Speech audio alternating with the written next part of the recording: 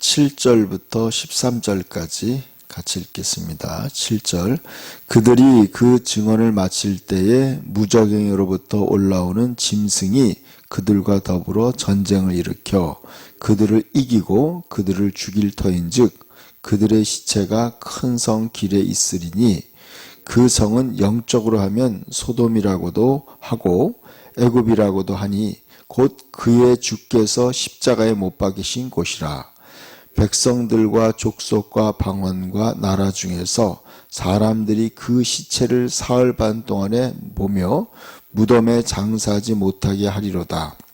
이 두 선지자가 땅에 사는 자들을 괴롭게 한 고로 땅에 사는 자들이 그들의 죽음을 즐거워하고 기뻐하여 서로 예물을 보내리라 하더라. 3일 반 후에 하나님께로부터 생기가 그들 속에 들어가매 그들이 발로 일어서니 구경하는 자들이 크게 두려워하더라. 하늘로부터 큰 음성이 있어 이리로 올라오라 함을 그들이 듣고 구름을 타고 하늘로 올라가니 그들의 원수들도 구경하더라.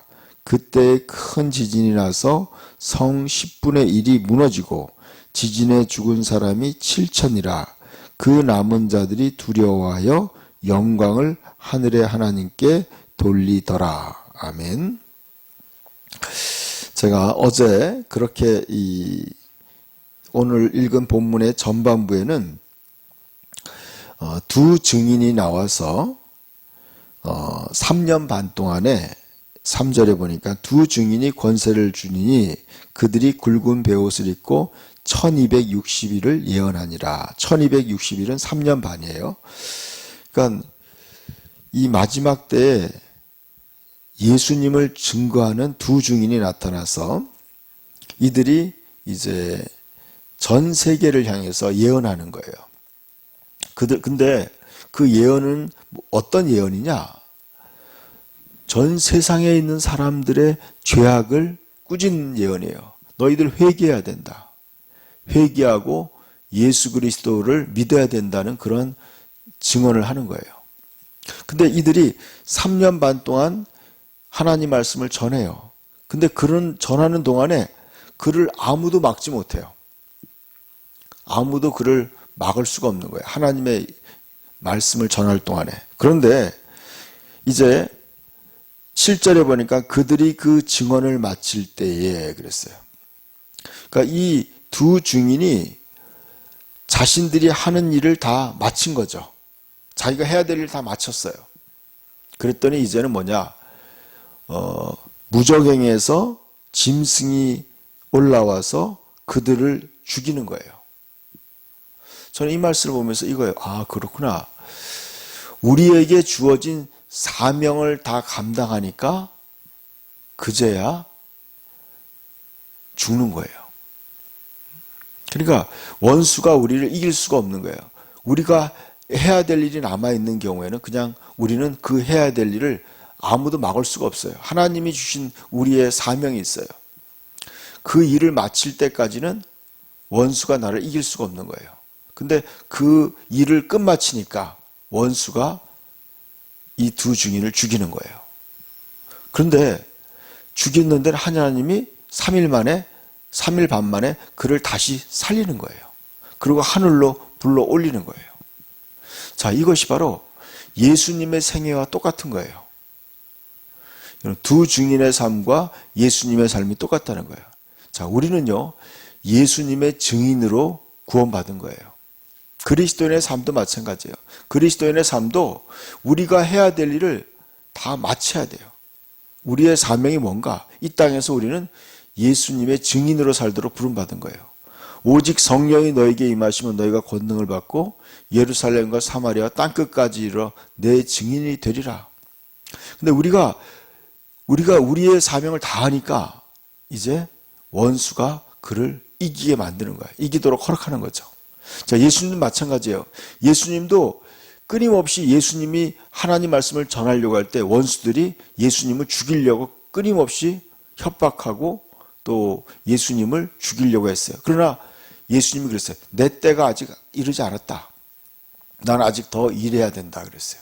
근데 예수님이 내가 다 이루었다 그랬어요. 나중에 십자가에 돌아가시기 전에. 그리고 예수님은 죽으신 거예요. 저는 이 말씀을 보면서 이런 깨달음을 얻었어요. 뭐냐? 우리가 이 땅에 살아나가는 일은 바로 이거예요. 우리가 해야 될 복음을 전하는 거죠. 하나님 말씀을 전할 동안은 아무도 우리를 막을 수가 없어요. 근데 우리는 그들이 증언을 마칠 때,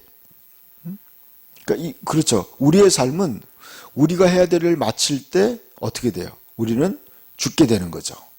그리고 난 다음에 나중에 다시 부활하게 된다는 거예요. 부활하는 거예요.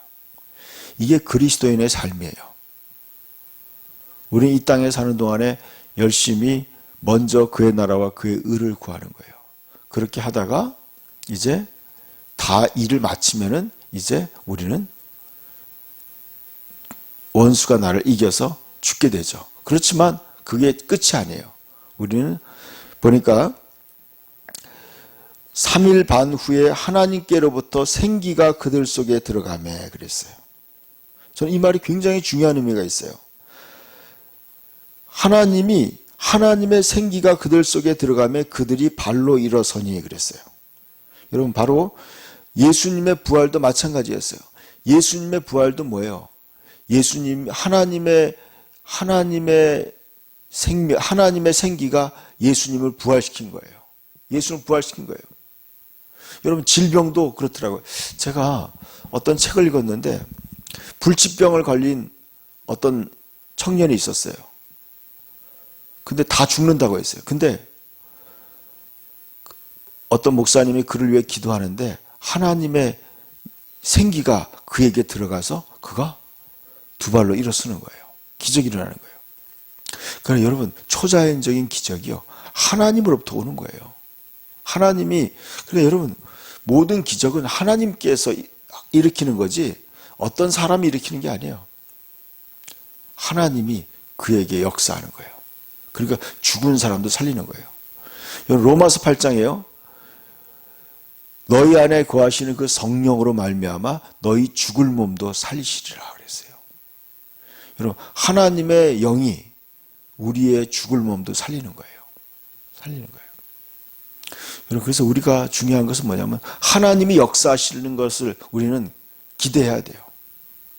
오늘의 우리의 삶도 마찬가지예요. 우리의 삶이 살아나려면 하나님의 성령이 우리의 삶에 역사하셔야 돼요. 하나님의 생기가 들어와야 돼요.